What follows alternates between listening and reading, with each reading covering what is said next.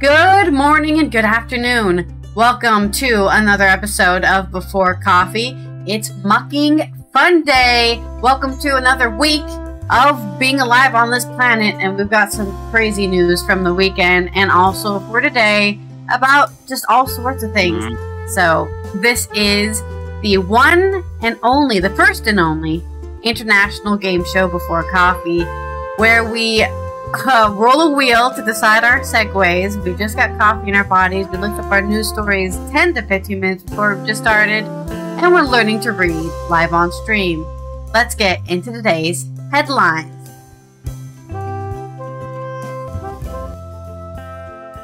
Today on Mocking Funday. Wrong story. EU countries move to pull plug on Russian gas to Hungary and Slovakia after 3 to 4 years of Ukrainian conflict.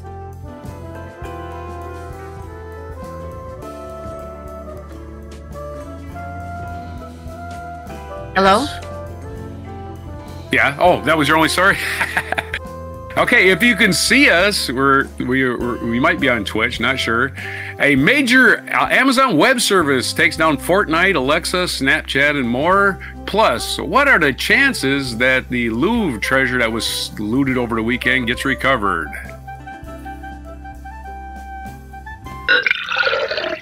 Why? Why did it do that? I do not know why it did that. My touchscreen is going all sorts of wacky here. Prince Andrew's team tried to hire internet trolls to hassle sex accuser. And a U.S. anti-vax stance to blame for continent-wide surge in measles, experts say. And what about that AI bubble? When's it gonna burst? When is that tech bubble gonna burst this time? We're gonna talk about the stock market. If I could spit it out. Oh my god, what is happening? It's clicking multiple buttons at the same time. Okay. Disorder, fright, and confusion. Looking back at the devastating Wall Street crash of 1929. And it's Clean Up Your Virtual Desktop Day, so I think we can all use that. It is October 20th, 2025 on Before Coffee.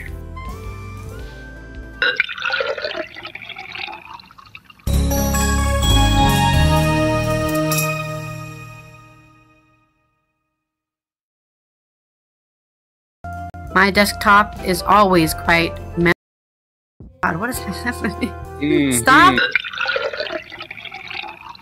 I don't know why, but it's making my computer explode. I'm surprised OBS isn't crashing for me pressing one button and then it presses two. Time to clean your desktop. Yeah, I guess so. Just clean your desktop. Can I click this button? Thank you. As my touchscreen is reading multiple inputs, and then so it's like instead of one touch, it's feeling like 5 touches all over the screen. Let's go ahead and get that desktop cleaned up by rolling the segue wheel for our first segue. The first story. Segue.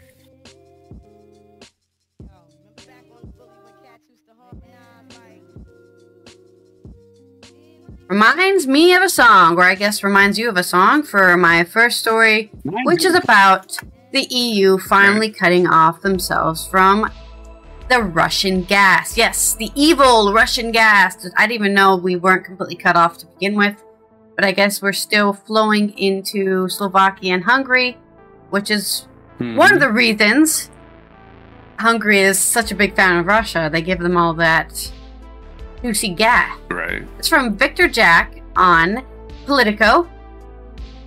Pressure mounts on NATO allies to go all in. Or I should say all out. A majority of NATO countries have joined the PURL scheme, and the rest are under pressure to put your money where your mouth is. Oh, wait, why is this not showing me the story? Here it is. Hungary and Slovakia are 2 countries who have long spurned a phase-out. Now EU capitals are ready to overrule them. Coming out of Brussels after 3 years of reasoning, pleading and conceding, the EU has had enough. Today, the bloc's 27 member countries are expected to back a new bill that will permanently cut Russian gas supplies to Hungary and Slovakia, whether they like it or not. Since Moscow launched its all-out war in Ukraine in 22, 3 years ago, almost 4 now, the EU has weakened the Kremlin's long-held grip over the bloc's energy supply, all but eliminating its imports of Russian oil, coal, and gas. However, throughout this bitter energy divorce, Budapest and Bratislava have stubbornly refused to play ball, repeatedly arguing they have no real alternative, and their Russian-friendly governments complaining that quitting Moscow would mean exploding prices for consumers. Experts largely dispute those claims. Experts, people who study this shit. In any case, EU capitals are ready to overrule them. While Russia repeatedly pummels Ukraine's energy infrastructure, billions of euros have been paid by Hungary and Slovakia to Russia, said Lithuanian Energy Minister Žygimantas Vasiūnas. They are using this for the war machine. This is really not acceptable. Now it is time to demonstrate political will on the EU level, he told Politico. Since Vladimir Putin's first ordered troops into Kyiv, Brussels has slapped an embargo on Russian crude, fuel, and coal entering the bloc.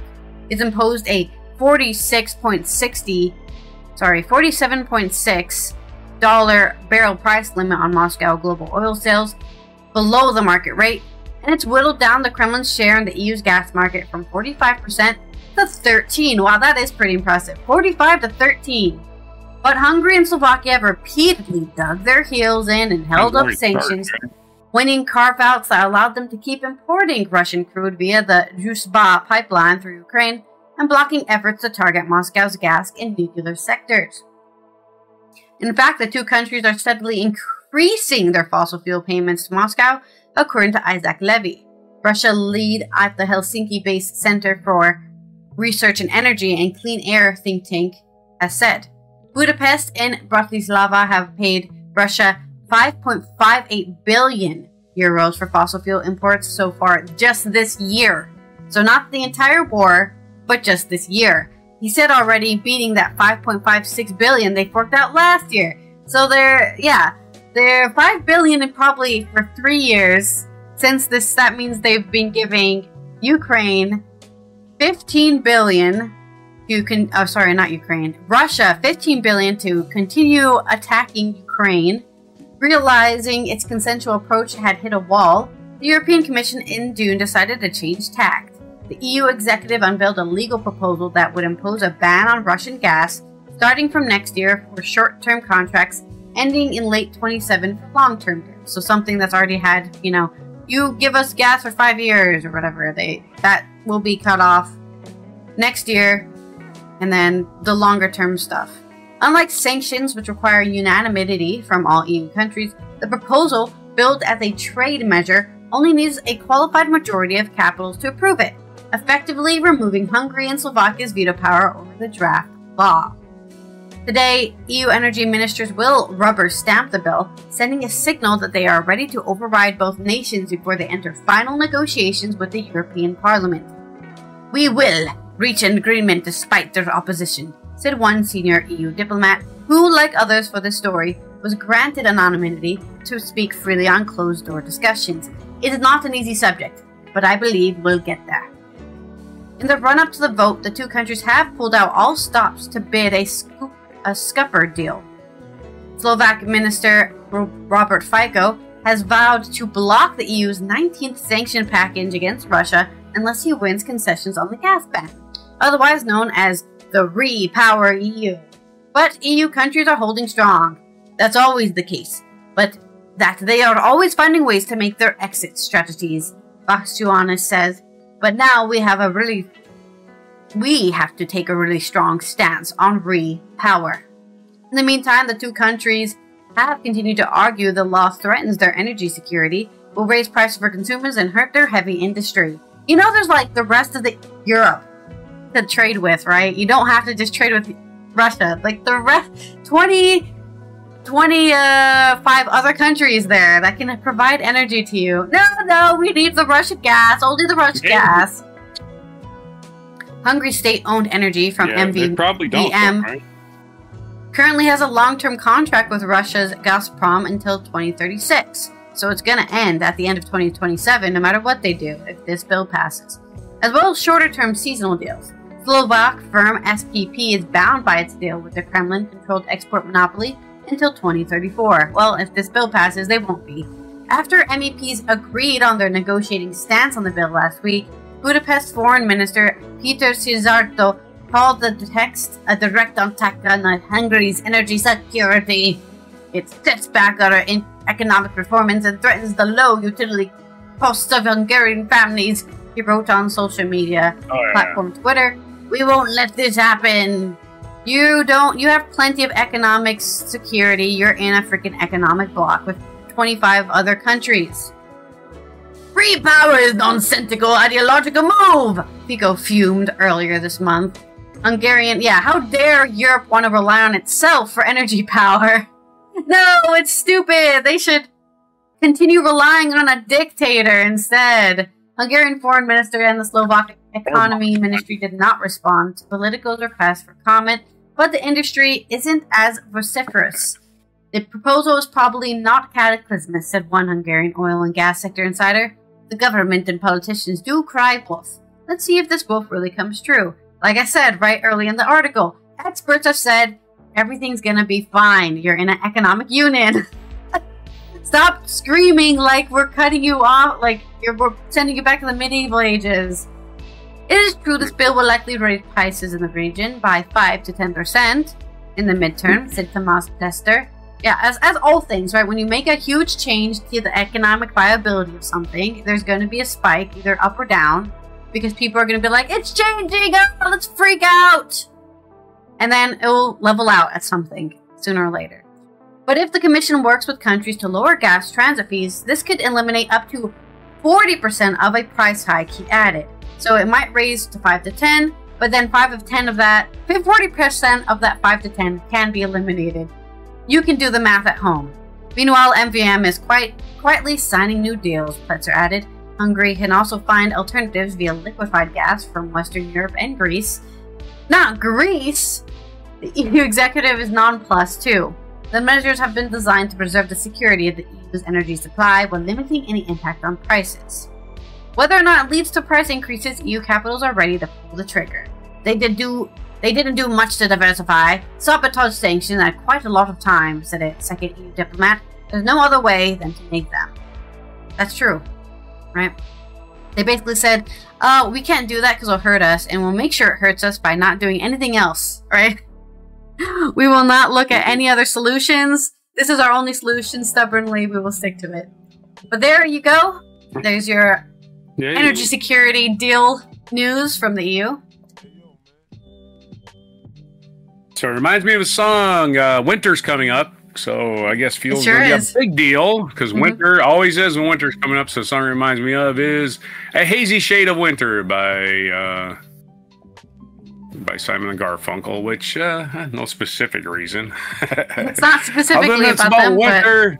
But Yeah, it's like it reminds me of a song. I don't have to definitely give you a reason, do I? Hopefully not too hazy as they start burning all their clothes or something because they're going to freeze to death. At least according to the politicians, right? Oh, it's the end of the world! Yeah, it's not actually a song about winter. It's about depression more than anything else. It's like, wow, I'm in the springtime of my life. Why am I still so depressed? But Amlin says, what's a great song. Easy shit. Our next segue is... I didn't see it because I was reading chat. No. What was it? We'll spin again. It should be telling me in chat the results of the spin. But it's not working today, as it usually isn't working on these Monday streams. Everything breaks. Let's see. I can scroll back. Like just spin it again, man. Well, I don't care if you spin again. What difference does it make? I do. Oh. Okay. Another reminds me of a song. Well, that's why I didn't. It's the same thing. Okay, let's go to your story. Right.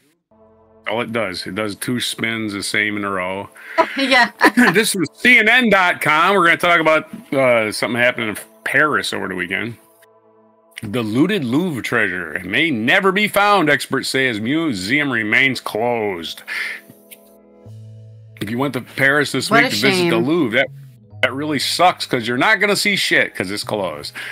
This is from Jack Guy from CNN. The Louvre Museum in Paris announced it will remain closed Monday as investigators continue with Sunday's extraordinary theft of historic jewelry. And experts say the prospects of recovering the treasures are slim. Yeah, you steal the smaller stuff, like the stuff that's easier to fence, not these big portraits, right?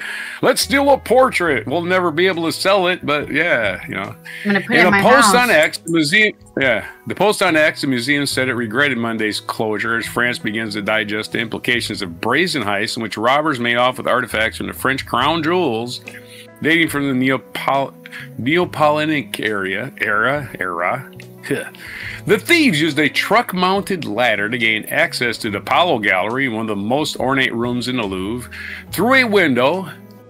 Armed with tools, including an angle grinder and a blowtorch, they targeted 2 high-security display cases. The entire operation lasted just 7 minutes, authorities said.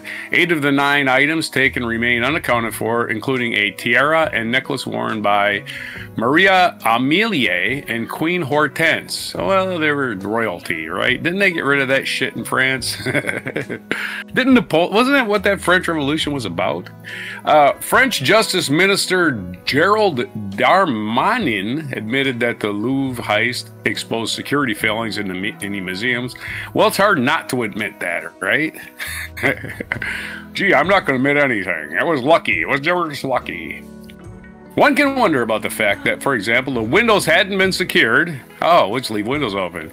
About the fact that the basket lift was on a public road, he said in France in a radio.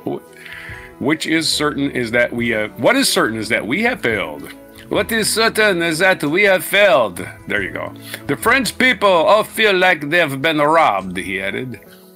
My terrible French accent. My outrageous French accent. Nathalie Goulet, a centrist member of the French Senate, was asking on BBC Radio about the prospects of recovering jewelry, replying, "None. There is no prospects. The jewelry will be cut up and sold and used as money laundering in the money laundering system," she said. "Is the easiest way to clean dirty money. The robbery is probably linked to organized crime." A hell of a conclusion. I don't know why you would say that. I would just say it could have been 3 guys. He's just really smart. You know, the theft of the Mona Lisa was an inside job. Maybe this was. They have absolutely no morals, she said. They don't appreciate the jewelry as a piece of history, but the way to clean their dirty money. Goulet added that she was very, very pessimistic about the prospects of recovering the jewelry. Elaine Sciolino, author of Adventures of Louvre, How to Fall in Love with the World's Greatest Museum, was simply downbeat. They can be disassembled, they can be cut, they can be sold on the black market, she told BBC Radio. It's unlikely that all of them are going to be recuperated in the shape that they are now. Sciolino emphasized the significance of robbery at the Louvre, which was originally built as a fortress before becoming a palace for the French royal family. The attack is really a dagger in the heart of the French and the French history, she said. Chris Marinello, CEO of Art Recovery International, a company that tracks down stolen artworks, believes that the French people have a limited window in which they could recover the jewelry. There is a race going on right now, he told BBC World Services News Hour radio show on Sunday, adding the law enforcement, we know that in the next 24, 40 hours, if these thieves are not caught, those pieces are probably long gone. The robbers are not going to keep them intact. They're going to break them up, melt them down to valuable metal, recut any valuable stones, and hide evidence of their crime, obviously. So there you go. They have no optimistic. They're not. There's virtually no way of tracing the jewels in that instance, he said. They may catch the criminals, but they won't recover the jewels. Okay, so oh darn! I hope they. I like how they didn't mention the morality of it. Probably already been melted. What now? In the article, they said these people are immoral. Yeah. They mentioned the morality of it. Yeah. One more reminds you of a song. Reminds me of the song "Shoplifter" by Green Day. It's not considered stealing unless you're getting caught, but you'll be caught stealing trying to make something you haven't got. So I was gonna think of been caught stealing by Jane's Addiction. Another similar You had song. another story, didn't you? Yes, I do. This is about, if anybody's seen us on Twitch, I might have been down earlier, but TheVerge.com has this story. Jesse Weatherbed, great name, Weatherbed. Major AWS shortage takes down Fortnite, Alexa, Snapchat, and more. This is Amazon Web Services is currently, it says currently, this is a couple hours old, experiencing a major outage that's taken down online services, including Amazon, Alexa, Snapchat, Fortnite, Chat, GPT, Eric Game Store, Epic Online Services, and more. The AWS Status Checker is reporting that multiple services in the U.S. East 1 region are impacted by operational issues, though outages are also affected services in other regions globally. As of 6:35 a.m., roughly 4 hours ago, Amazon said its most AWS service operations are succeeding normally now. I like that tech talk. Most of AWS's service operations are succeeding normally now. Succeeding normally. Wow. That's some positive language, isn't it? And that is working towards a full resolution. The AWS dashboard first reported issues affecting the U.S. East 1 region at 3:11 a.m. We are actively engaged in working to both mitigate the issue and understand the root cause. We will provide an update in 45 minutes as soon if we have additional information to share. Amazon said an update published at 3:51 a.m. Users on Reddit reported that Alexa's smart assistant was down and unable to respond to queries and complete requests. And in my own experience, I found that routines like preset alarms are not functioning. The AWS issue appeared to be impacting platforms running on its cloud network, including Perplexity, Airtable, Canva, and the McDonald's app. Oh shit, not the McDonald's app! Happy Meal! Anyway, sorry. The app. The cause of the outrage hasn't been confirmed. The outage. The cause of the outage hasn't been confirmed, and it's unclear when regular service will be restored. Perplexity is down right now. Perplexity CEO Araband Srinivas said on X, "The root cause is the AWS issue. We're working on resolving it." At 5:27 a.m. Eastern Time, Amazon said, "We are seeing significant signs of recovery. Most requests should not be succeeding. We continue to work through a backlog of queued requests." Yeah, I'm just going to stay off that crap till they get figured out. AWS outages in East 1 region have created widespread disruptions in 23, 21, and 20, forcing multiple websites and platforms were offline for several hours before regular service was restored. There's your story. We need us a song. The song that reminds me of is Slow Dancing in the Dark by Joji, which was famously a TikTok trend where you put something in the microwave and it just spun around the song. The sound kind of this dreamy spinning around thing. And that's probably what people were doing, watching their microwave cook instead of scrolling or whatever they're doing. I heard a lot of people couldn't use their Ring cams. They're like, oh, I couldn't check who was at my door. And then a lot of people were saying, look out the window. So there's a bonus joke for you there. Stolen joke from my Threads feed. I didn't know what was happening. Look out your window. Just look out. We've survived without technology. It's going to be okay. To me, it sounds like a lot of people who didn't have to deal with like having hurricanes their entire childhood, you know? Oh, I can't, nothing to do, no TV to watch. Hurricane knocked out the power for 2 weeks. Story of hurricane. Yeah. Right on. Let's have a spin. Our next segue is, ooh, get your pen and paper out. It's a haiku time. Oh boy, I gotta stand up, get a pen. All right. This next story is about Prince, well, as always, our favorite phrase on the show, release the Epstein files. But this is actually about Prince Andrew, who is probably in the Epstein files. I think actually maybe even, he was friends with the guy for sure. And we've just learned that Prince Andrew's team tried to hire internet trolls to hassle his sex accuser, Virginia Giuffre, and as she has claimed in her posthumous memoir. It's by Laura Elston on The Independent. Miss Giuffre's allegations, which appear in the harrowing account of her life, come as the Metropolitan Police said it is actively looking into claims Andrew passed her date of birth and social security number to his bodyguard in a bid to dig up dirt for a smear campaign. Pressure is growing on the royal family to go further by backing the move to formally strip Andrew of his dukedom through his parliamentary legislation after he relinquished the use of the Duke of York title last Friday, which was, I believe, the 17th of October? Yes, the 17th of October. Miss Giuffre, in her new book, Nobody's Girl, which is being published this Tuesday on the 21st of October, described how she dressed in outfits that reminded her of her idols Britney Spears and Christina Aguilera to first meet Andrew when she was 17. She was pictured in the pink V-neck sleeveless mini t-shirt and sparkly multicolored pair of jeans embroidered with a pattern of interlocking horses, and the famous photo showing the Duke with his arms around her waist at the Ghislaine Maxwell London flat in March 2001. Miss Giuffre also recounted how the death of Princess Diana left her scarred and unproven claims the royal family was involved, and she alleged she had sex with Andrew 4 years after the princess died to keep powerful people happy while she was in the UK. She claimed she was forced to have sex with the prince on 3 occasions, including when she was 17, and also during an orgy after being trafficked by pedophile financier Jeffrey Epstein. Andrew vehemently denies the allegations. Nobody ever brags about being in an orgy.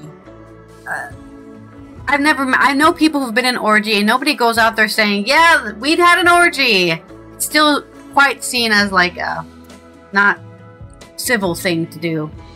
So, Andrew paid millions to Miss Giuffre to settle a civil sexual assault case, despite claiming to never have met her. Even though, like we said, we have a picture of her in Ghislaine Maxwell's London flat in 2001, but he never met the woman. Miss Giuffre wrote how he hid behind the well-guarded gates of Balmoral Castle, making it difficult for her lawyers to serve him with papers. She also said of her 2022 legal settlement with Andrew, after casting doubt on my credibility for so long, Prince Andrew's team had even gone so far as to try to hire internet trolls to hassle. The Duke of York owed me a meaningful apology as well. She added, we would never get a confession, of course. That's what settlements are designed to avoid. But we were trying for the next best thing, a general acknowledgement of what I'd been through. Miss Giuffre described how she took part in 2 days of meditation, and her lawyer read the Duke's agreed settlement statement at 2:30 a.m. Florida time through tears, both hers and mine.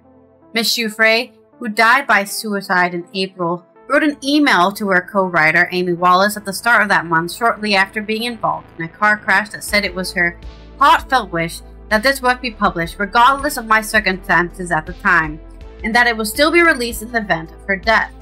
The content of this book is crucial, as it aims to shed light on the systematic failures that allow the trafficking of vulnerable individuals across borders, she said in an email.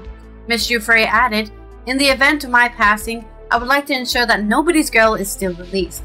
I believe it has the potential to impact many lives and foster necessary discussions about these grave injustices. Attention is intensifying on the Epstein scandal, which led to Andrew's downfall, despite hopes. He led his own downfall, but okay. Despite hopes by the king that his disgraced younger brother's banishment would draw a line under the long-running controversy, particularly before the monarch's historic state visit to the Vatican to meet the Pope this week. Miss Giuffre also revealed how the conspiracy theory surrounding Diana's death impacted her when was allegedly forced to have sex with Andrew in London because she was surrounded by people who wielded vastly more clout than I ever would. I hadn't wanted to have sex with the prince, I said, but I felt I had to, she wrote, saying she believed there's no way to free yourself from Epstein and Maxwell's grip. Also, yeah, I guess she was scared that if they got Diana killed, what's going to stop them from getting her killed? I better appease the royal family at all costs. She said that her then-boyfriend, Tony Figueroa, was scared that I was alone in a foreign country with people so powerful. He said he understood why I felt powerless. Less than 4 years earlier, Lady Diana had died in a car accident, prompting some conjecture, never proven, that the royal family had somehow been involved. Tony and I had no way of knowing if this was true, but we were sure that I was surrounded by people who wielded vastly more clout than I ever would. She added, Tony and I agreed that, especially when I was abroad, I needed to keep Epstein and Maxwell happy. so do whatever they tell her to. Herod's boss, Muhammad al-Fayed, had claimed Prince Philip masterminded the car crash that killed Diana and his son Dodi al-Fayed, but an inquest found that the chauffeur Henry Paul was drunk and driving too fast. Miss Giuffre, oh yeah, but who got him drunk, right? You know, if you can have 10 steps removed from the scenario, but you can still be involved. Miss Giuffre described how convicted sex trafficker Maxwell brought her an expensive Burberry purse, 3 different outfits, including 2 sexy, sophisticated dresses to meet Andrew. Oh. When we got back to our house, I laid them out on the bed. There were 2 sexy, sophisticated dresses she picked up, and a third option that I lobbied for, a pink V-neck, sleeveless mini t-shirt, and a sparkly multicolored pair of jeans embroidered with a pattern of interlocking horses, she wrote. After I showered and dried my hair, this sounds exactly what it's like to be sex trafficked, by the way. Some woman, who is basically your pimp, says, go get yourself cleaned up, we're going to make you look nice for the very, you know, rich guy who's paid for your services. After I showered and dried my hair, I put on the jeans and top, which left a strip of my stomach exposed. Maxwell wasn't thrilled, but like most teenage girls then, I idolized Britney Spears and Christina Aguilera. The third outfit was something I imagined the 2 of them might wear. I told Maxwell it felt more like me. Maxwell, who was more coquettish than usual, asked the Duke to guess Miss Giuffre's age, and Andrew, then 41, guessed correctly at 17. She said that she was paid $1,500 for serving the man the tabloids called Randy Andy. Damn. Oh boy. That is indeed called being pimped out. Describing the challenges of serving Andrew with legal papers. That needs to be the name of a punk band. Yeah. Mr. Free wrote initially, the prince made it difficult for my lords to serve him with papers, fleeing to Queen Elizabeth's Balmoral Castle in Scotland and hiding behind its well-guarded gates. The Mail on Sunday reported that Andrew embarked on a bid to smear Miss Giuffre. It's said to have emailed the late Queen's then Deputy Secretary Ed Perkins and told him of his request to his protection officer, and also suggested Miss Giuffre had a criminal record. It keeps, spearing her name. Oh, well, I slept with her for $15,000, but she's a criminal. I mean, technically, prostitution's illegal, right? So, Prince alleged attempt on which the police officer is not said to have acted came in 2011, hours before the newspaper first published the photograph of Andrew with Miss Giuffre. The newspaper said it obtained the email from disclosures held by the U.S. Congress. York Central MP Rachel Maskell had called on Parliament to act over removing Andrew's titles, while the SNP's leader at Westminster, Stephen Flynn, said there was no justification for the UK government not to bring forward an act to do so, saying that British public were angry and aghast. Reminder that a lot of that money they paid the sex trafficking this woman was probably from your tax money. So, well, not yours, but the British tax money. I'm glad. They're used to giving it. I'm sure a lot of people are very happy their tax money is going into sex trafficking some young girls. They don't mind just giving it to a rich family every day, so why would they care? That's my story. Entire royal family. Oh, okay. At least the Epstein files, I guess. Okay, well here's your haiku. King Charlie's brother has a pedophile problem. Free the Trumpstein files. Release has too many syllables. Okay. Yes. Don't. As she said, don't let the story go unheard. Yes. Very every day sad story. Until they release them. And just a reminder, the U.S. government is now going into its 4th week. It'll be starting tomorrow of a government shutdown to protect pedophiles because they're rich. Isn't that fucking sweet? Yeah. Military's not getting paid. Government workers are in furlough without pay. People showing up for work that are not getting paid. They're not getting paid till the government starts operating again. And but at least the pedophiles are okay. Because Grinder Mike Johnson, if that is his real name, Grinder Mike has the House of Representatives shut down. Why? Because there's 218 votes to release the Trumpstein files, and he doesn't want that happening. He still hasn't sworn in one congressperson who was the 218th vote. Grinder Mike Johnson knows what's on that list because that's what he's protecting. I don't know who he's protecting or why he's protecting them, but we need to see the list. Okay, so let's talk about the tech bubble. Let's roll my segue, Will. You will be referencing We love a bubble on your crash. next story, I think. And by we, I mean... Not we. Now it's time for me to write a haiku for you. Right, it's going to be a precursor to your AI story. We talked about AI crashing earlier today for Amazon Web Services. And what the hell is all this money for AI going for anyway? What are we doing, and why are these people's stocks so just constantly going through the roof? It's called a tech bubble, or a bubble. It's just called a bubble, a stock market bubble. This is from theweek.com as a business journal. This is the Week UK. So we're not just talking about the U.S. stock market. We're talking about all the stock markets. The saying goes that if people are talking about a bubble, we're probably already in one. Right now, people are shouting about the AI bubble. So should we be braced for a crash? Based on the typical indicators of a looming correction, they call it a correction. The rest of us call it, where'd my money go?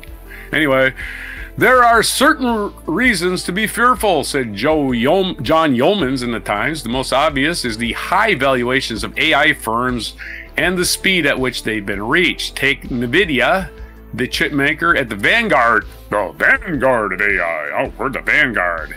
When they're using words like vanguard, I get worried. All right, so here we go with those fucking... It sounds like a old-timey Viking word, doesn't it? Vanguard. We are the vanguard of the Vikings. Valhalla. Anything starts with a V. Up 40% this year. It is now valued at 4.7 trillion. The GDP of Germany. Okay. You think that's a little bit overinflated? That one stock, NVIDIA, is now as valuable as the entire gross domestic product of Germany. So Bezos, let's talk about, why do they have Bezos on here? They didn't mention Bezos, but it goes right into quoting him. Jeff Bezos isn't entirely gloomy, said Andrew Olarski of the Daily Telegraph. He says it's a good bubble. There will be losers when it bursts, but it's facilitating the building of infrastructure needed to enable AI to change the world in the future. But it's true that a new tech often stutters before being widely adopted, but there's no law that says it has to be a trajectory. That's right. Why should rich people worry about this tech bubble? They're going to be rich no matter what, because they're the ones that are own all the stock and are selling it right now. And once it starts to crash, they're going to be the ones unloading it. So I'm not worried about rich people making money. They're always going to make money. What I'm worried about is a small investor that doesn't even know where his money's going. He's got it in his 401k and it's in a mutual fund that he pays no attention to, or she, and they go, where did all my money go? The stock market was doing so good. What happened? Oh, you wanted to go into those volatile stocks, Mr. Jones? Oh, yeah, I've got 7 cents left and I'm retiring tomorrow. Yeah? What can I say?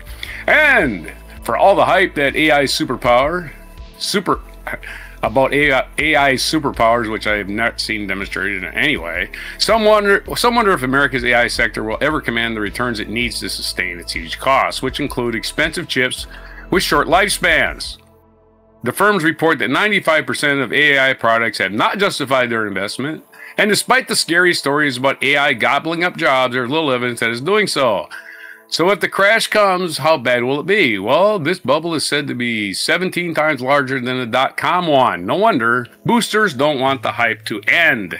Yeah, the dot-com bomb. Everybody lost their shit and blamed Bill Clinton for being a criminal and a fat, whatever it was, a communist. When the dot-com bubble happened and crashed, and it was like, Bill Clinton had nothing to do with it, man. It was just investors. That's all. This is just investors doing shit. Don't blame the government. This isn't even regulated. It's barely regulated. Let's put it that way. There's your story. Your first story with your AI bubble. Then I got a longer story coming up about measles. Okay. My haiku is Silicone dreams swell. Investors, hearts beat faster.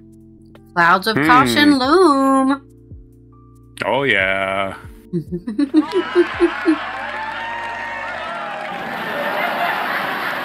They'll laugh out of that. Okay, other story is about measles. We've been reporting this throughout the year because, we got brainworm Bobby. brainworm Bobbies out there screwing up hell for the entire North American continent. Not just us. Yeah, all the anti-vaxxers are having a big old party while they kill people. This is from theguardian.com. We have to go to a British paper, I guess. Constance Malloret. U.S. anti-vax stands to blame for continent-wide surge in measles, experts say. Governments across Latin America are stepping up efforts to vaccinate their populations against measles as outbreaks in North America drive a 34-fold increase in the number of cases reported in the region this year.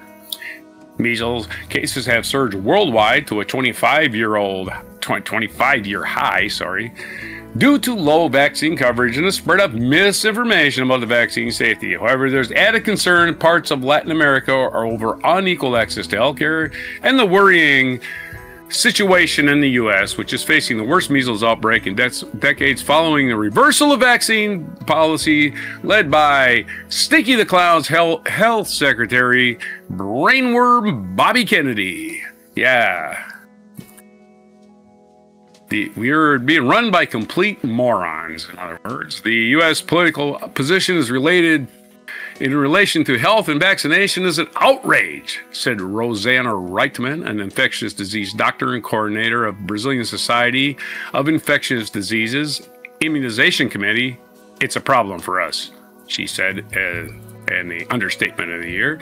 Measles was successfully eliminated from the Americas in 2016, and then again, we had to come back and do it again because the anti-vaxxers are morons, and then again in 2024, but the continent is now at risk of losing its measles-free status. There have been 11,668 cases reported across 10 countries and North and Latin America, according to the latest data from the Pan American Health Association, or the PAHO.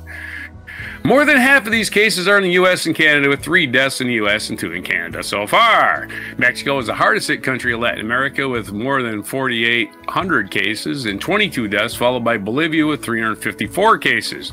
Other countries, including Brazil, Belize, Paraguay, are dealing with a few dozens of infections linked to imported cases. In other words, stupid Americans going to these other countries and going, my kids aren't vaccinated, I'm special, and then spreading it everywhere else. Concern over high numbers of cases in North America has led to the Brazilian Health Ministry to focus on more on the highly contagious disease, with a nationwide vaccination campaign launched for children and teenagers in October. Adults who did not have the measles, mumps, and rubella, don't forget, this vaccine prevents 3 diseases that can kill you. Mumps can kill you as an adult, make you sterile. Measles you get as a child, right? It can kill you later. Mumps can also kill you later. Rubella, I'm not as versed in that, but again, it's a contagious, awful disease. Stop fucking around with your kids' health, you clowns. But you know, I don't know how to read scientific studies at all, and I never went to college, and I never learned any science. But here's this study I misunderstood when it clearly says, I'm like, the study you misunderstood because you're scientific illiterate is not going to help you explain your stupid decisions not to vaccinate your children. Vaccinations work. They've always worked. They've never not worked. There's some that had problems for sure. But you know what? Measles is a problem too, and it kills a lot more people than vaccines do. Brazil has protocols in place to respond swiftly to individual cases. When 9-year-old tested positive for measles on 7 October, Várzea Grande, health officials were swift to act. Nurses kitted out in protective gear, visited the child's school, and worked quickly to implement a ring vaccination, inoculating everyone who had been in contact with her. The city's health teams have also been going from door to door, identifying unvaccinated people and holding vaccination drives in shopping centers and international airport. Rickman said the biggest fear was imported cases. We are much more worried about Brazilians traveling to Europe, to the U.S. or Canada, catching measles and bringing it back than about those who live here, she said. Amira Arros, a professor of global health and epidemiology at Virginia's George Mason University, agreed that the outbreaks in the U.S. pose a threat to neighboring countries. Now suddenly, you're more likely to run into someone with some kind of infectious disease in the U.S. You visit the U.S., you go home with souvenirs, you might as well go home with the measles. Mexico's first measles case in February was imported from Texas by an unvaccinated Mennonite boy. Again, we have those, the Amish who never get vaccinated because, oh boy, we're special. Oh, whatever. Bolivia's First cases spread through pockets of unvaccinated people living in Mennonite settlements. Again, just involuntary vaccinate these people. Just round them up and vaccinate them. I'm sick of this. Oh, religious freedom horse shit. Mennonites are Anabaptist Christian communities of Europe descent who may reject aspects of modern life, including vaccines. No, they may not. Get vaccinated, you creeps. Daniel Salas, executive manager of PAHO's special program for comprehensive immunization, said having close-knit communities that often reluctant to receive vaccinations and having large flows of people from country to country through regions are aggravating factors. Health authorities should identify communities resistant to vaccination and target their efforts there, Salas said. There's no cure for measles, which can lead to serious complications and even death, but is easily preventable. 2 doses of MMR vaccine, which provides 97% protection. The MMR vaccine rates in Latin America fell during the COVID pandemic in the years leading up, but have recovered since 22, reaching 86% last year, according to the World Bank. However, there remains below 95% threshold needed for herd immunity, with a lag in uptake of second doses and significant disparities between countries within them. Lack of information and access to health care has contributed to lower vaccination rates, but doctors also blame the influence of growing anti-vaxxer movement in the United States. The growing of stupid people who think they're smart. I'm smarter than you. You didn't read that vaccination pamphlet that came with it that told you all the things. Yeah, I did read it. I understood it. You didn't. That's what's the difference is here. You know, that's every conversation I have with every anti-vaxxer. 3% of all people get raised swelling in the vaccination place. Oh, wow. Raised swelling from a needle getting stuck in your arm. Imagine that. Wow. The population sees the U.S. minister says about vaccines, and some people start to say, well, we shouldn't get vaccinated here either, he said. Yeah, because there's stupid people always do the laziest thing possible.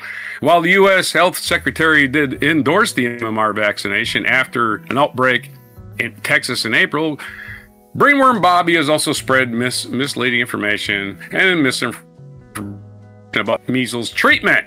This month, the U.S. Center for Disease Control and Prevention, now led by a biotech investor, is about as qualified in science as, you know, your cat, suggested the MMR vaccine should be given as 3 separate jabs, even though the safety and efficacy of combined shots have been demonstrated by decades of research and going against the CDC's long-standing advice. Oh, a guy who's an investor tells you, gives you medical advice. You should take it, right? Bolivia declared a national health emergency in June, extended school holidays to avoid contact between children, launching widespread vaccination drive, relying partly on donations from Brazil, India, and Chile. But coverage in October still had only reached 45%, while the government still has 1.6 million doses available. So ignorance is working its job overtime in Bolivia. Oh my, they're sticking something in my arm. I don't trust it. Oh, I'm a paranoid idiot. I never learned anything. That's basically every anti-vaxxer I've ever met. Paranoid idiots who never learned anything about science. Where's your segue? Was it a haiku again or a joke? Or? Yeah, it's just like, why can't we just be untouched and never spoiled and, you know, we just live without any struggle? I wish the world was like that. We just live without any struggle. My haiku is, spots of red emerge, whispers of a past return. Vigilance we need. The spots aren't measles, they're the idiots. They're so angry. They're so angry and dumb that their faces are red. The same people that want me to take their word for it that God exists, right? They want scientific evidence that these vaccines work, and you know, they have scientific evidence. They don't care about it. So science is never going to work on stupid people because I don't understand how science works. They think vaccines should be 100% effective with no side effects. That doesn't exist anywhere. It's the best thing we got. We got nothing else. All right, Rogue reminds me of a song. Do you want to re-roll? No. Okay. Let's do it. My next story is about, well, my culture news. We're talking about the AI bubble breaking, or the tech bubble breaking. The AI is already broken. Let's talk about the Wall Street crash of 1929. A new book by Andrew Ross Sorkin takes reader back to the crash that changed the US and looks what we can learn from it today. This is by Martin Pengelly on The Guardian. Too Big to Fail was a bestseller about the financial crisis of 2008, published the following year. His second book, Russ Sorkin's second book in 1929, out this week, takes readers inside the greatest crash in Wall Street history and how it shattered a nation. It's been 16 years between books, but Sorkin hasn't been idle. A columnist for the New York Times, he founded its Deal Book newsletter and Summit. He's a Squawk Box co-anchor for CNBC, and after Too Big to Fail was filmed by HBO, he co-created Billions, a huge hit for the Showtime star Damian Lewis and Paul Giamatti. After Too Big to Fail, Sorkin said he was often asked about 1929. I actually didn't know much about it. I had read J.K. Galbraith's Great Crash 1929, published in 1955, and a couple of other books. And most people I knew, we would all sort of talk about 1929 as a terrible calamity, but nobody knew exactly what happened. Who the people were, what they said to each other, and what the motivations were, what the incentives were, and what the actual lessons we learned were. The short version of what happened in 1929 is that a stock market built on fast credit and wild speculation suffered a series of falls culminating in the Black Thursday crash of 24th of October. Happy anniversary! Or something. On Friday, I guess. We'll talk about on this day in history, I'm sure. In Galbraith's words, a day measured by disorder, fright, and confusion. Combined with factors including protectionist tariffs and rising unemployment, the crash was a key signpost to a devastating global depression. About a decade ago, sinking away into the story, Sorkin went on a vacation and, like a real nerd, downloaded some books to a Kindle. I remember reading them thinking, wow, this is so much more interesting than I knew. But also feeling most of the book about this period were written in the 1930s, some in the 40s and 50s. I think there's one that's maybe the 70s, and a lot of them were written by economists, told through charts and data and economic systems. I wanted the human drama. One of the lessons of writing Too Big to Fail was, we talk about business and the economy oftentimes in big numbers and is ultimately about people. But yeah, remember, economics even, is a pseudoscience based on human behavior. That's what it's based off of, okay? You have to know a lot about how humans work to understand how the economy works. It's all about this, about the people and the decisions they make, so I thought maybe there's an opening to write a book like that. A visit to Harvard allowed a look at the papers of Thomas Lamont, a partner at J.P. Morgan, including transcripts of White House talks with President Herbert Hoover, allowing for myriad commitments and challenges of the pandemic-era research. Sorkin's book was a go. As influences for a book based on the first-hand sources found in countless archives, Sorkin cites business classics, Den of Thieves by James B. Stewart, about insider trading, Liar's Poker by Michael Lewis, about bonds traders and barbarians at the gate by Brian Burrow and John Haler, and The Fall of R.J.R. Nabisco. Widening the aperture, a phrase of Sorkin used to describe the project that accompanies earlier panics of 1907 and 1921, in the long aftermath of 1929, also looked at Walter Lord's A Night to Remember from 1955 as really the definitive in-the-room account of the sinking of the Titanic, an actual little bit like a mental model for a way I wanted the reader to be able to feel. The crash of 1929 was indeed like a shipwreck. Livelihoods were lost when the market capsized, though Sorkin confirms that one image in the popular imagination of ruined brokers leaping from Wall Street windows is not what actually happened.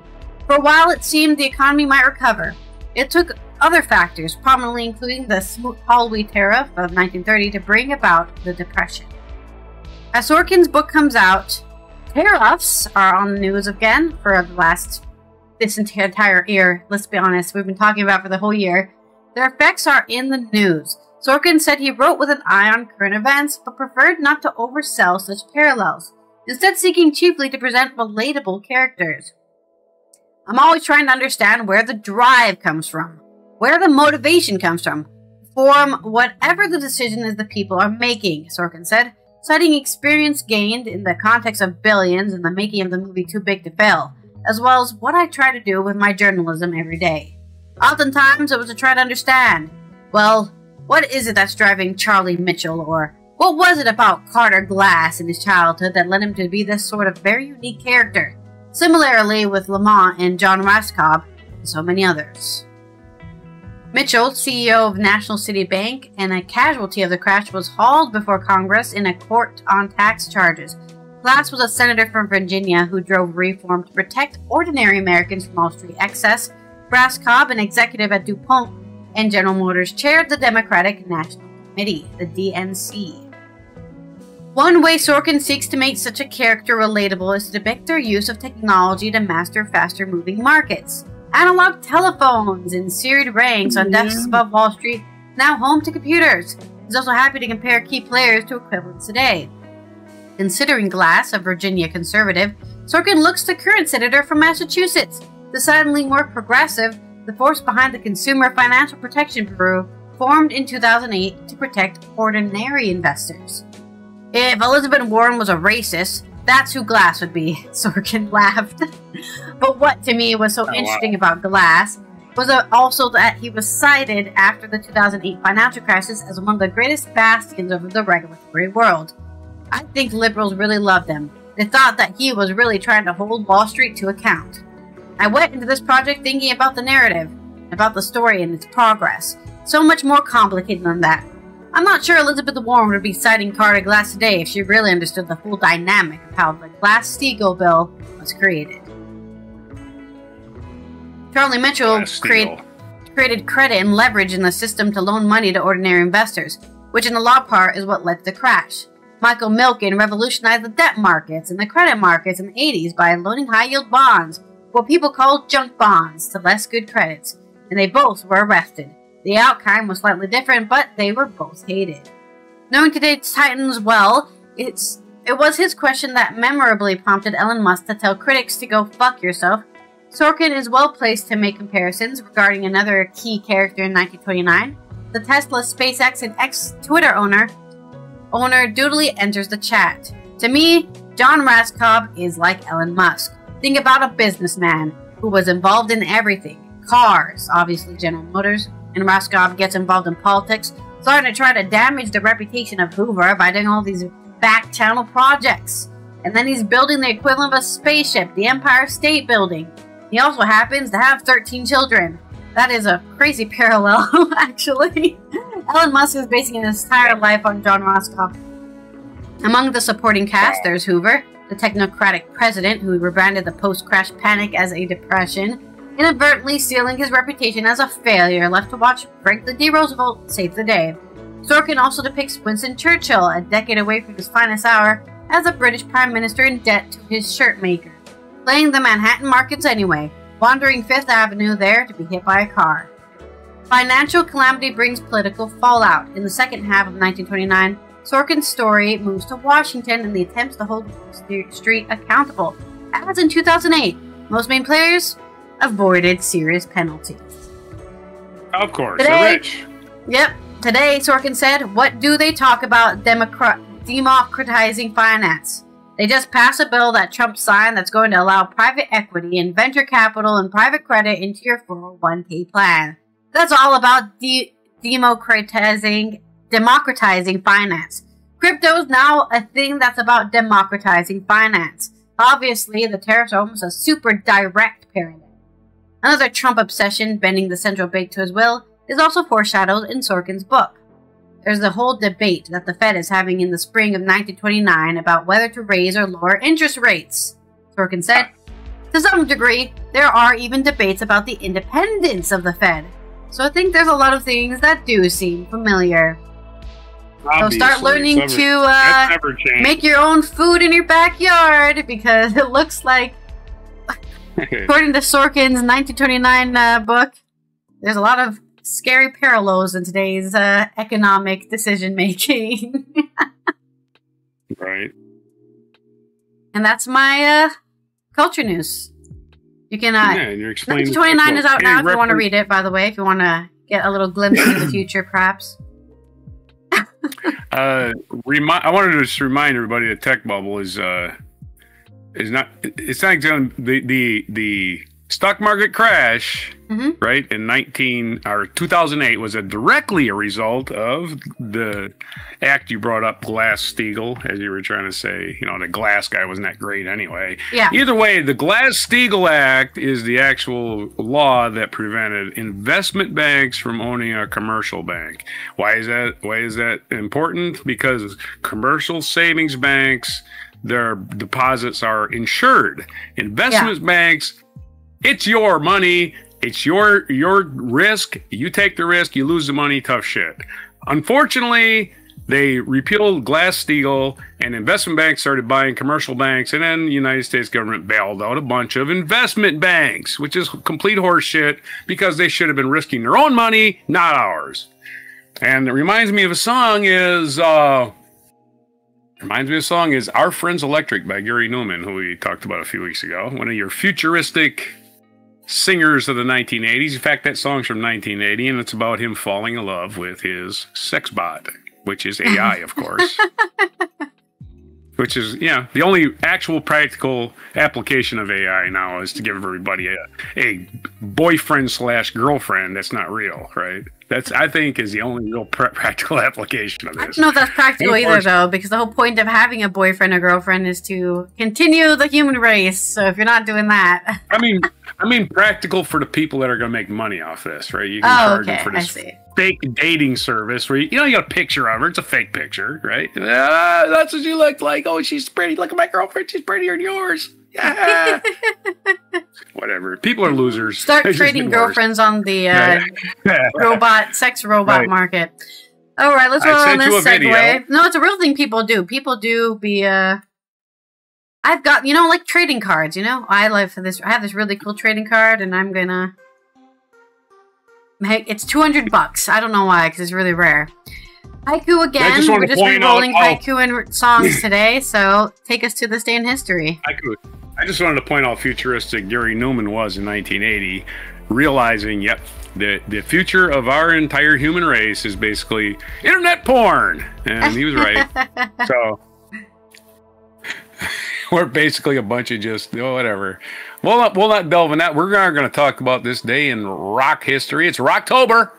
So we're first going to get off our I did send you a video, which has get our guitars out and start playing those strings. Okay, we're going October 20th. Let's go back. We're only going back as far as 77 today.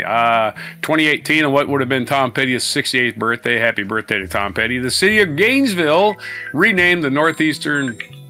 My phone's losing its mind.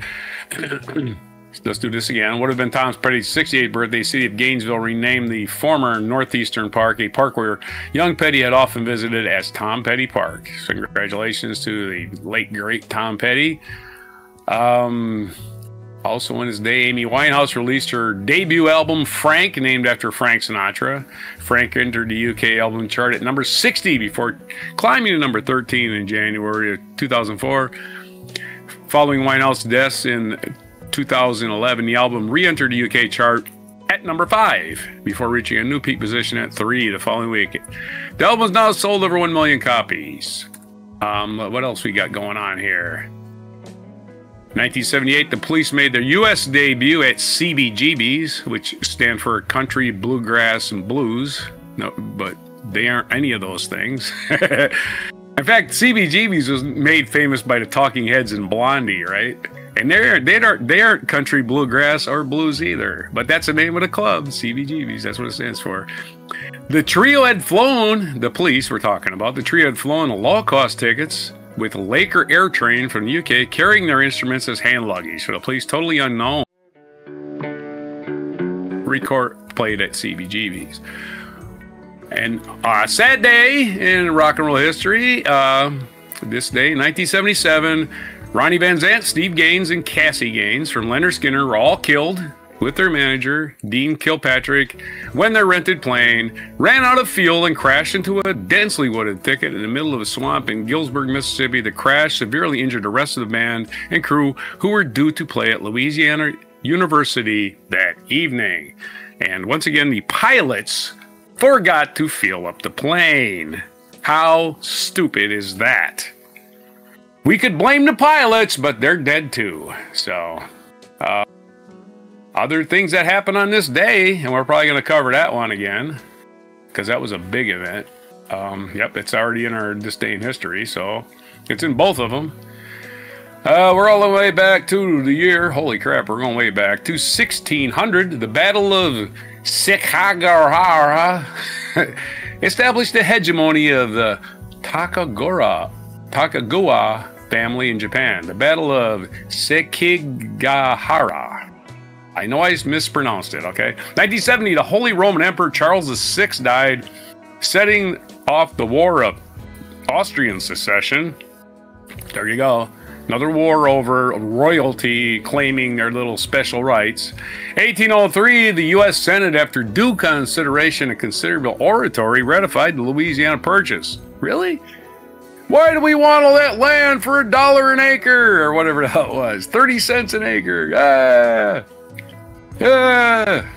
There was actually people against that. Napoleon, a fire sale. That's what that was. Napoleon's fire sale. 1822, the Congress of Verona, the last of the meetings held by the European powers in accordance with the terms of the Quadruple Alliance, opened in Verona, Italy. Further on in the 19th century, actor Bela Lugosi was born in Hungary. He was famous for his sinister portrayal of elegantly mannered vampire Count Dracula. And in 1931, American baseball player Mickey Mantle was born. One of the game's greatest players, known for his tremendous power as a switch hitter. Mickey Mantle. Happy birthday to him. 1964, Herbert Hoover, who you just talked about, who was the first business major to be president, and he crashed the economy, which tells you all you need to know about business majors. The government is not a business. Anyway, Herbert Hoover, who was president of the United States from 1929 to 1933, died in New York City at the age of 90. Herbert Hoover got to be 90. He wasn't a terrible person. He was just a terrible president. 1968, former First Lady Jacqueline Kennedy married Greek shipping magnate Aristotle Onassis, who was like, I don't know, 50 years older than her, something like that. But she married him just to stay out of the limelight. So, you know, billionaires are the only people that can really protect you and keep you private, right? Because if you're just going to go back to being private citizen Jackie Bouvier, she wanted more privacy than that. And never forget that she also helped Lee Harvey Oswald's widow and Lee Harvey Oswald's child leave the country, right? She helped them. You don't want to be around and be harassed the rest of your lives. So 1973 it's too bad on people this can't day. just mind their own business, you know? Yeah, but nobody ever left Jackie alone the rest of her life, even with the billionaire protection. 1973, during the ongoing Watergate investigation, U.S. President Richard Nixon ordered the special prosecutor Archibald Cox fired, resulting in the resignations of Attorney General Elliot Richardson, Deputy Attorney General William D. Ruckelshaus, two guys who had something that we can't find in government anymore, integrity. Yeah, integrity. They resigned rather than fire the prosecutors. Nixon finally found somebody to fire the special prosecutor. Anyway, both of whom refused to carry out his request. They were fired. It was known as the Saturday Night Massacre of Justice Department officials.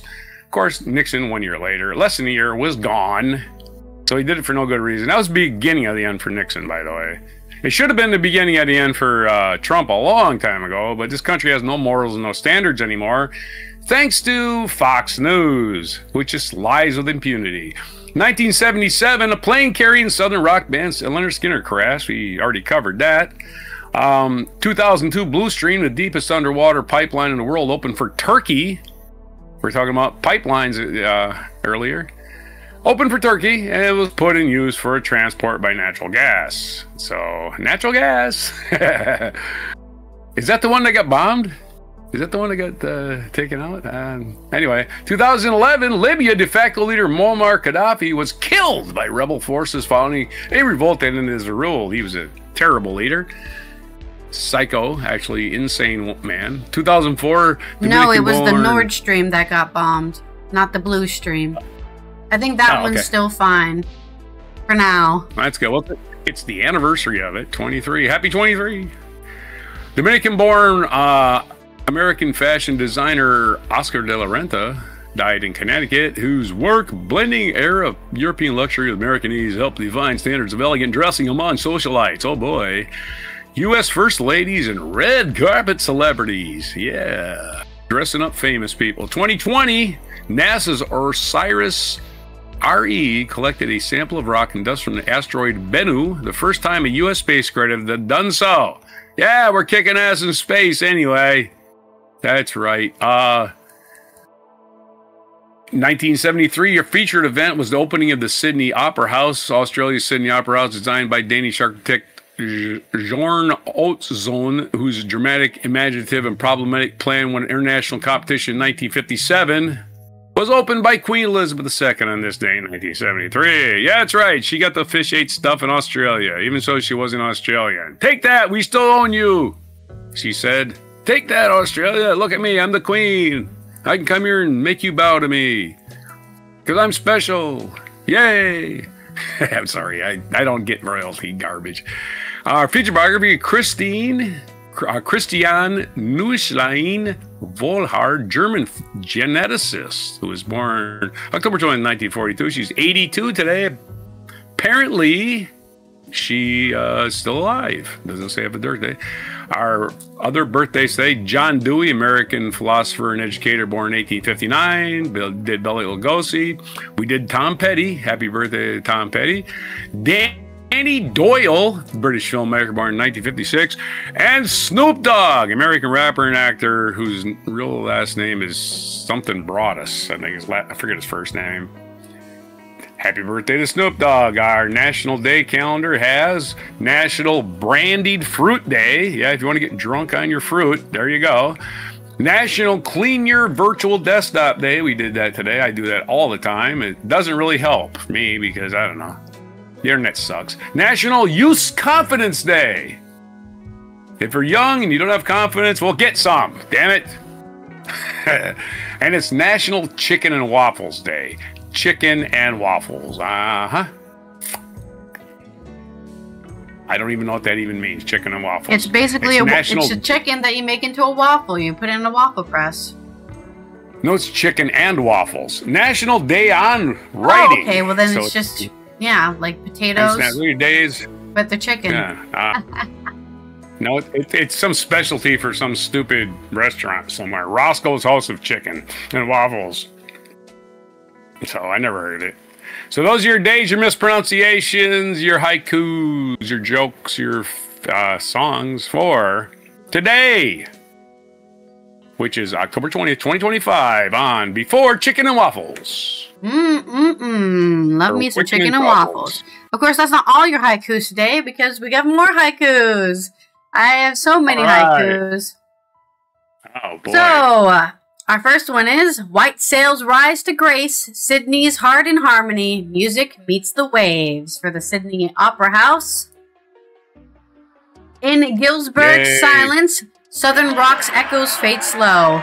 Free birds, lost in flight. Pretty fitting, because they have a song called Free Bird. In Gainesville. Oh, sorry, I did that one already. Informed choices bloom, statisticians forge the way, progress in each chart. Now, you're asking, what is that haiku for? Well, it's for the International Observance UN's World Statistics Day. That's right. Those people go out there, collect information, make it into graphs for us so we can understand the data that's happening all over the world. It helps make decisions on law, on what your boss is doing tomorrow, what you might want to do tomorrow. So let's acknowledge the people who go out there and calculate all the numbers so we can have peacekeeping, sustainable development, climate change solutions, and improve our public health. This has been Allison here from the Netherlands and Roger from the East Coast of the U.S. as we finish off our first Monday of the week, or our only Monday of the week. I don't have the video loaded yet. Give me a second.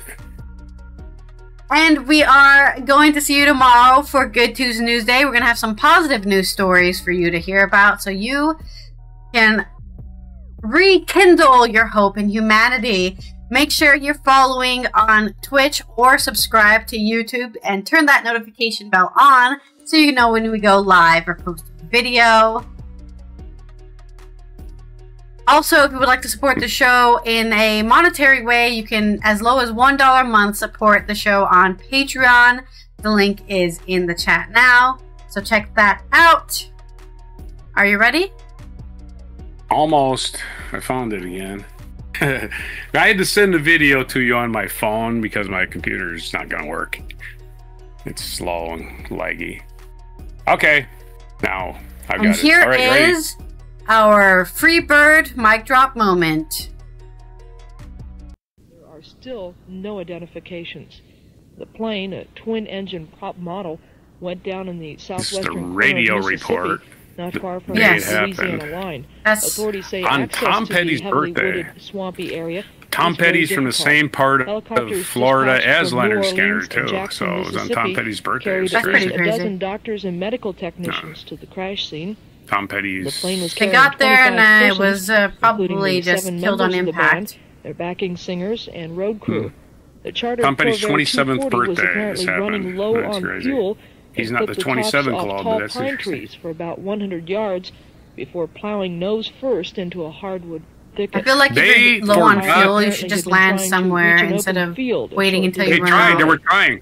A They were member of the trying to Galesburg, land somewhere, Mississippi right? Volunteer That's Fire what they were Department trying to says do. when They he just reached had the no scene, fuel left. 3 persons had scrambled from the plane. Well, and but what forgot I'm trying to to say is fill maybe up I guess the plane. there's nowhere else Help. to land. They Maybe did there's not just know no their flat identity. fields anywhere. He says he counted at least 5 bodies on the Pilots- ground, but The believes pilots killed 7 everybody by persons not were killed. fueling. That's the He end. says You know, right? rescuers had to wade through a water hole to get to the crash site, and once there, they had Terrible. to remove This banding is why you have to have instruments so many to free trapped protections and survivors. checks and In stuff the when past you 5 fly. years, Leonard Skinner has become one of the most popular. And Help that's have why it takes so competent long for a pilots. plane to Come lift out of the off. South. They have to The check group's the list last and check album, it twice live to make collection sure that, called hey, One we're not More going from to the crash Road everybody sold into more a than freaking 1.5 pine million forest. copies. A brand new LP, Street Survivors, was released this week. An album whose cover shows members Just of the after band releasing the new surrounded by LP, that flames. sucks. Didn't even Authorities get say the the tour. Yeah, crashed and not airplane only did not burn. a new LP once again, cover featuring There a are still no flames, right? identifications as to the survivors Flames of on the cover, Leonard which Skinner is plane. ironic too. And we will let you know as soon as anything comes across the wire. Maybe there was a psychic in the Concorde band. supersonic transport made its first Yeah, takeoff the from New psychic York's had told Kennedy the pilot Airport not today to fuel it up, test right? its noise level and passed the test without any Well, great rest strain in on meters peace. set up to measure the sound. 2 members from Leonard Skinner.